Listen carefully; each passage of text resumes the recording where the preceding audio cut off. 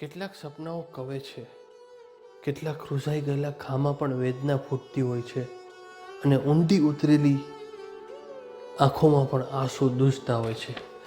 નમસ્કાર, કહાની સુનો story of life with પ્રતિક પાઠકમાં આજની સ્ટોરી છે શ્રી કૃષ્ણકાંત ઉનડકટની ચિંતન સ્ટોરીઝમાંથી વેદના. એક છોકરીની આ સાવ સાચી વાત છે.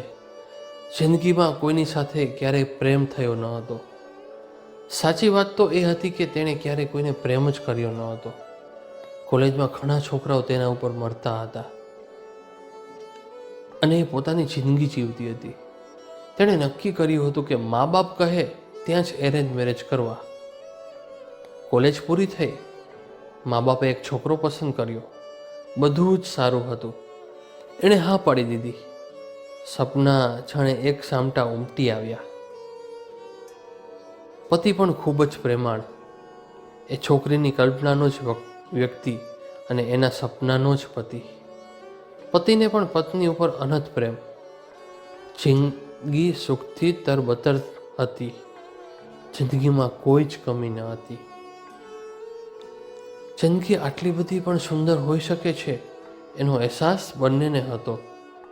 4 વર્ષ તો જાણે 4 દિવસની જેમ વીતી ગયા. પણ જિંદગી ક્યારેક દગો આપતી જતી હોય છે. ઓફિસથી પતિ પાછો ફરતો હતો ત્યારે એની કારનો એક્સિડન્ટ થયો. ઘટના સ્થળે જ એનું મોત થયું.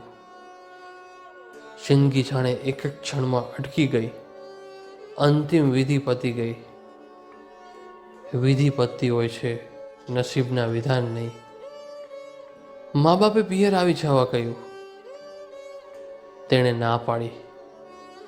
મને મારી રીતે જીવવા દો ને, મારે એકલા રહેવું છે. વર્ષોથી એ છોકરી એકલી રહે છે. એક બેનપણી એને પૂછ્યું કે તું એકલી કઈ રીતે રહી શકે છે?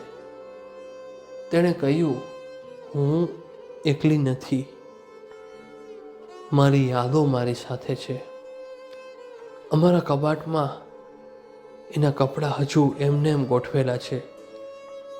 એનું લેપટોપ હજુ એ જ બેગમાં છે. ઓફિસનો ટાઈમ થાય ત્યારે એના કપડાં બહાર કાઢી પલંગ પર મૂકું છું. ટુવાલ બાથરૂમમાં ગોઠવું છું.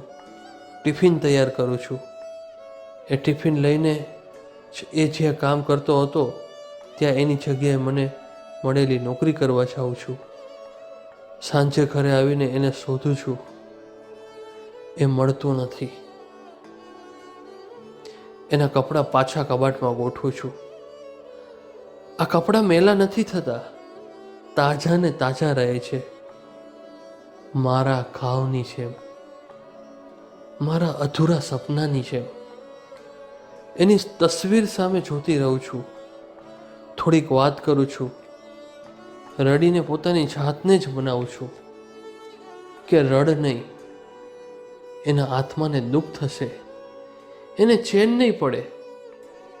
એ મને ક્યારે રડતી જોઈ ન શકતો. આટલી વાત કરીને એ બેનપણીના ખોળામાં ધ્રુસકે ને ધ્રુસકે રડી. માણસ સ્વસ્થ થઈ જાય છે, છાના ખૂણે રડી લે છે. એ છોકરી પણ કહે છે, હું લાચાર નથી, મજબૂર પણ નથી. એની યાદો છે એટલે એકલી પણ નથી. સમજુ છું થવાનું હોય એ થાય છે. આપણું કંઈ ચાલતું નથી એ પણ સમજુ છું. પણ આ દિલનું શું કરું? એને તો મનાવવું પડે ને. કેવું હોય છે નહીં? આપણા જ દિલને ઘણી વખત આપણે મનાવતા હોઈએ છીએ, આશ્વાસન આપતા હોઈએ છીએ. મારે ડિસ્ટર્બ થવું હોતું નથી પણ થઈ જાઉં છું. રડવું હોતું નથી પણ રડી જાઉં છું. સારી યાદો પણ બહુ પીડા આપતી હોય છે. એક વખત અમે ફરવા ગયેલા. એ મસ્તીના મૂડમાં હતો. ડાઇનિંગ ટેબલ પર એ ફોર્ક હાથમાં લઈને રમત કરતો હતો. હું એના તરફ ફરી અને એ કાંટો મારા હાથમાં જોરથી વાગ્યો. થોડીક ચામડી ચીરાઈ ગઈ. એની આંખો પણ ભરાઈ આવી. એ બહુ ડિસ્ટર્બ થયો. ઉલટું મારે એને સમજાવવું પડ્યું કે it's an accident. Guilt feel ના કર. ઘા રૂઝાઈ ગયો પણ ચામડી પર નિશાન રહી ગયું. એ નિશાન બતાવીને હું ઘણીવાર એને ચીડાવતી કે જો તારા પાપે મને થયું છે, તારું કારસ્થાન છે. એ દર વખતે સોરી કહેતો અને મને મજા આવતી.